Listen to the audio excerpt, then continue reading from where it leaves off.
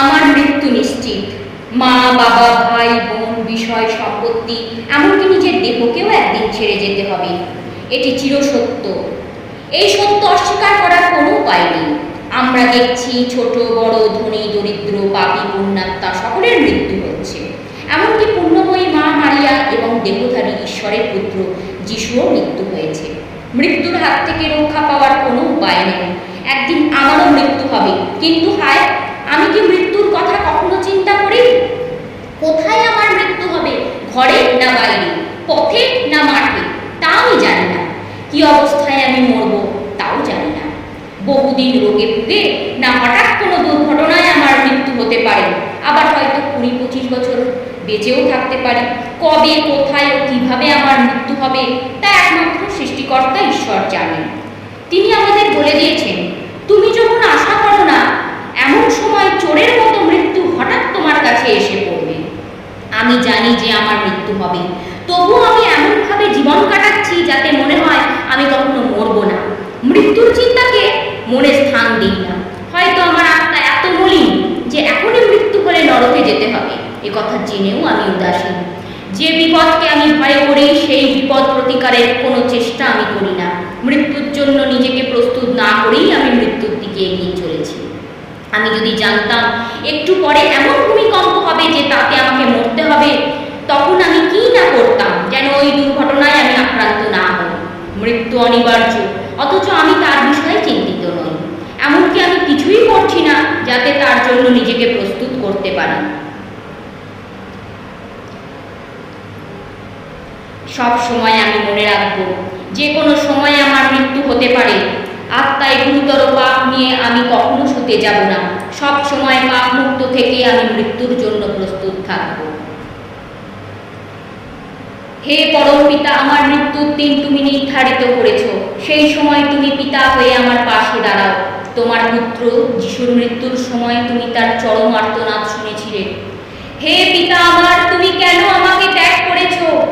আমার মৃত্যুর চরম মুহূর্তে তুমি আমাকে পরিত্যাগ করো না। হে পরম কৃপাময় যিশু, মৃত্যুর যন্ত্রণা তুমি অনুভব করেছিলে। তোমার ক্রুশীয় মৃত্যুর গুণে আমি যেন মৃত্যুর ভয়ে বিচলিত না হই, বরং তোমার শান্তির স্পর্শে যেন সুখময় মৃত্যুতে আমার আত্মাকে তোমার হাতে সমর্পণ করতে পারি। হে পুণ্যময়ী মা, মৃত্যুর কথা ভাবলে আমার মন অস্থির হয়ে ওঠে। আমি জানি না কিভাবে আমার মৃত্যু হবে। সেই ভয়ঙ্কর সময়ে যিশুর দয়া ও তোমার সাহায্যই আমার একমাত্র ভরসা।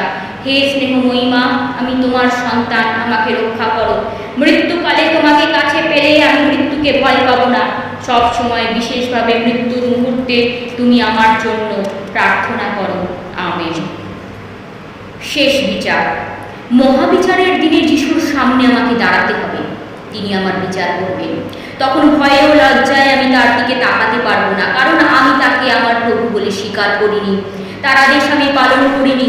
তিনিই আমার একমাত্র ঈশ্বর, তবু আমি তাকে অবজ্ঞা করেছি। বিচারের সময় প্রভু যখন আমার অবাধ্যতা, অন্যায় এবং অনাচারের কথা আমাকে মনে করিয়ে দেবেন, তখন জানি না আমার মনে কত দুঃখ হবে।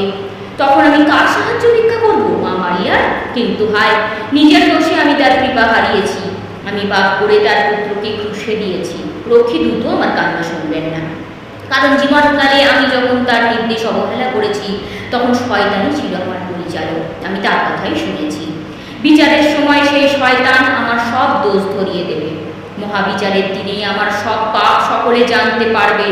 যারা আমাকে সৎ বলে মনে করতো, তখন তারা আমার পাপের কথা জানতে পারবে। যে সকল আত্মীয় স্বজন এবং বন্ধু বান্ধব মনে করতো যে আমি কোনো পাপ করিনি, তারা সকলে তখন আমার প্রকৃত চরিত্র কী ছিল তা বুঝতে পারবে। চিন্তায়, কথায় ও কাজে আমি যে পাপ করেছি, গোপনে বা প্রকাশ্যে যত অন্যায় করেছি, সে সব তখন প্রকাশিত হবে। যেদিন আমার পাপের বিষয়ে সকলে জানতে পারবে, সেদিনটি কি ভয়ঙ্কর! মহাবিচারের দিনে হয়তো একজন সাধুর মতো, নয়তো একজন পাপীর মতো আমাকে শুনতে হবে শেষ বিচারের রায়। এই রায় দান করবেন স্বয়ং যিশু। বিচারের পর হয়তো আমি স্বর্গে চিরদিন যিশুর সঙ্গে সুখে বাস করব, নয়তো নরকে গিয়ে চিরদিন শয়তানের সঙ্গে আমাকে বাস করতে হবে। সেদিন কি আমি ওই বিচারের হাত থেকে রেহাই পাবো?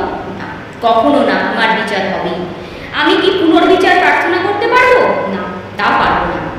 সেই বিচারের সময় যিশু যদি আমাকে বলেন, হে প্রিয় বৎস, হে আমার পিতার স্নেহের সন্তান, তুমি এসো, যে রাজ্য তোমার জন্য প্রস্তুত করা রয়েছে তুমি তার অধিকারী হও, তাহলে আমি কতই না সুখী হব। কিন্তু হায়, যিশু যদি বলেন তুমি অভিশাপের যোগ্য, এখান থেকে দূর হও, চিরকালের জন্য নরকের আগুনে বাস করো, তাহলে আমি কত দুর্ভাগা, দুঃখ অনুতাপে আমার মন ভেঙে পড়বে। তখন আমি বুঝতে পারবো আমার সর্বনাশ আমি নিজেই করেছি। হে কৃপাময় প্রভু, আমার কিরূপ বিচার হবে তা জানার জন্য আমি ব্যাকুল। আমার মনে পাপ করার ইচ্ছা দেখা দিলে বা পাপের প্রতি প্রলোভিত হলে আমি মনে মনে শাস্ত্রের এই কথাটি বলবো, মানুষ যদি সমস্ত জগৎ লাভ করেও তার নিজের আত্মার ক্ষতি করে, তবে তাতে তার কী লাভ? হে প্রভু যীশু খ্রিস্ট, শেষ দিনে তুমি হবে আমার বিচারকর্তা। এতে আমার বড় আশা সঞ্চারিত হয়, কারণ তুমি দয়ালু। আমাকে এমনভাবে চলতে কৃপা করো যাতে তখন পুরস্কারের যোগ্য হই। হে কৃপাময়ী মা মারিয়া, তুমি পাপীদের সহায়। সেই মহাবিচারের দিনে যখন তোমার পুত্র যিশুর সামনে আমাকে উপস্থিত হতে হবে, সেই মুহূর্তের কথা চিন্তা করে আমি ভয়ে অস্থির হয়ে উঠেছি। হে করুণাময়ী মা, আমাকে তোমার পুত্রের প্রিয় পাত্র করে তুলো, সৎ পথে চলার শক্তি আমাকে দান করো।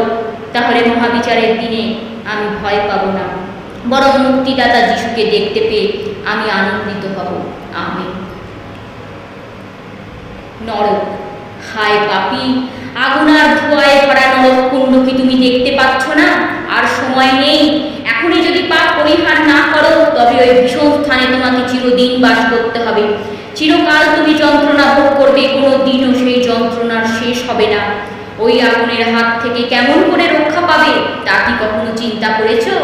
তোমার পাপের জন্য যদি নরকের আগুনে যেতে হয়, তবে তুমি কেমন করে সেখানে বাস করবে?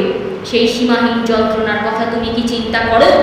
যদি তা করো, তবে বুঝতে পারবে যে পাপ ও অন্যায় এড়িয়ে চলে তুমি সহজেই সেই যন্ত্রণা থেকে উদ্ধার পেতে পারো।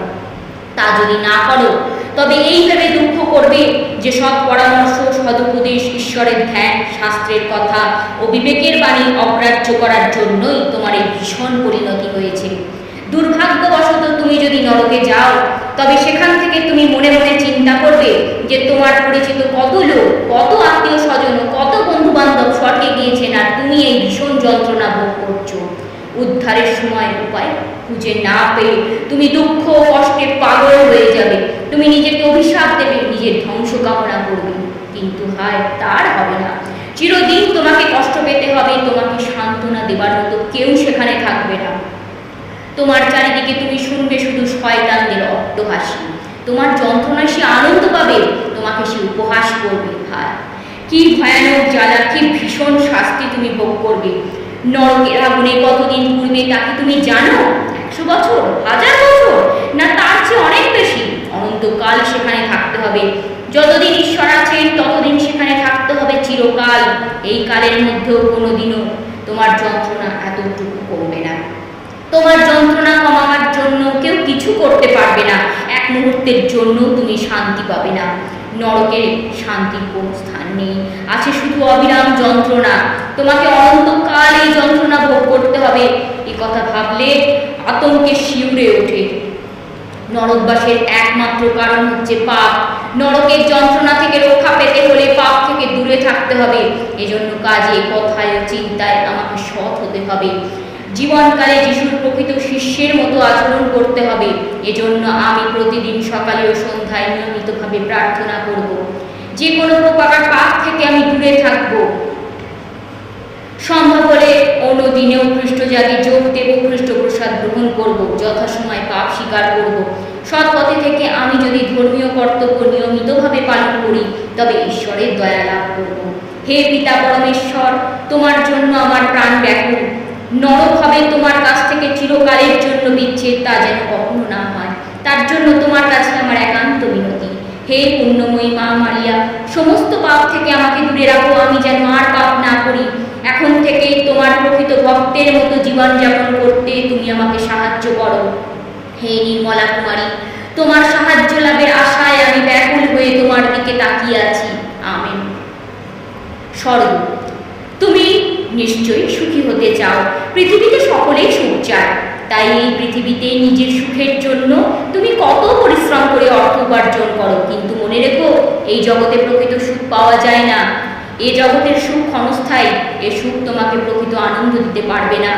একমাত্র স্বর্গসুখই হচ্ছে প্রকৃত সুখ, সেই সুখ অনন্ত। অতএব সেই অনন্ত সুখ লাভের চেষ্টা করো। অনেক দেরি করেছ, আর নয়। এই পৃথিবীতে অভাব অনটন দুঃখ কষ্টের কোনো শেষ নেই। একটি দূর হলে আরেকটি এসে দেখা দেয়। স্বর্গে নেই কোনো দুঃখ, কোনো অভাব। এই পৃথিবীতে আমরা সামান্য কয়েকদিন বাস করি, স্বর্গ হচ্ছে আমাদের চিরস্থায়ী বাসভূমি।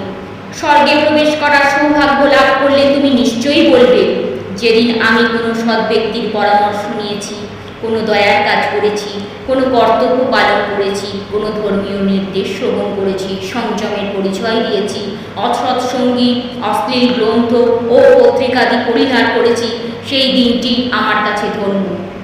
তখন তুমি ভাববে কত ক্ষতি স্বীকার করে আমি আমার কর্তব্য পালন করেছি, ইন্দ্রিয়গুলোকে সংযত করে সৎভাবে জীবনযাপন করেছি, সব রকম পাপ থেকে দূরে থেকেছি।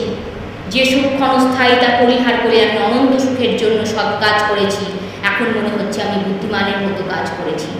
স্বর্গে তুমি দেখবে পবিত্র তীর্থকে, সর্বশক্তিমান পিতা ঈশ্বর, পুত্র যিশু ও পবিত্র আত্মাকে দেখতে পেয়ে তুমি সেই সত্যের গভীর অর্থ বুঝতে পারবে। তুমি দেখতে পাবে মুক্তিদাতা প্রভু যীশু খ্রিস্টের উজ্জ্বল মুখ। তার পাশে বসে আছেন ঈশ্বর জননী ও স্বর্গের গৌরবময়ী রানী মা মারিয়া। অসংখ্য স্বর্গদূত ও সাধুগণের গৌরবময় সভাও তুমি দেখতে পাবে। স্বর্গদূত ও সাধুগণ অনন্তকাল ধরে ঈশ্বরের মহিমা গান করছেন। স্বর্গের অপূর্ব শোভা ও গানের সুমিষ্ট সুর তোমাকে দেবে অভূতপূর্ণ আনন্দ। এই জগতের সুখ অবহেলা করে স্বর্গ সুখ লাভ করার জন্য বহু ধার্মিক নরনারী কত কষ্ট স্বীকার করেছেন এবং এখনো করছেন। আমিও তাদের মতো সংযম জীবনযাপন করে অনন্ত সুখের জন্য সব রকম কষ্ট সহ্য করব। হে পরম পবিত্র তীর্থ, পিতা পুত্র পবিত্র আত্মা, আমি তোমার মহিমা ঘোষণা করি। সসীম তোমার গৌরব, অফুরন্ত তোমার ভালোবাসা। তুমি আমাকে সৃষ্টি করেছো কেবল তোমার জন্য। জীবনের সামান্য কয়েকটি বৎসর পর তুমি স্থির করেছো আমি আবার যেন তোমার কাছে ফিরে যেতে পারি, তোমার আনন্দ উপভোগ করার জন্য। হে পরম পবিত্র তীর্থ, ধন্যবাদ, ধন্যবাদ। এমন কৃপা করো যেন আমি চিরকালের জন্য স্বর্গে গিয়ে তোমার গুণকীর্তন করতে পারি। হে ঈশ্বর জননী, কত ঘৃণা ও যাতনা ভোগ করে নিজের রক্তের বিনিময়ে তোমার পুত্র যিশু আমাদের জন্য এনে দিয়েছেন মুক্তি। হে পুণ্যময়ী মা মারিয়া, দয়া করো যেন তার সেই কষ্ট ও রক্তপাত ব্যর্থ না হয়। হে দয়াময়ী মা, এই অধমের জন্য প্রভুর নিকট অনুরোধ জানাও, তিনি যেন স্বর্গে তার সঙ্গে আমাকে সুখে বাস করতে দেন। হে চিরপবিত্রা ধন্যা কুমারী মারিয়া, এই অধম পাপীকে তুমি দয়া করো। তোমার দয়ায় আমি যেন স্বর্গে গিয়ে চিরকাল তোমাকে অসংখ্য ধন্যবাদ জানাতে পারি। আমেন। জয় যিশু।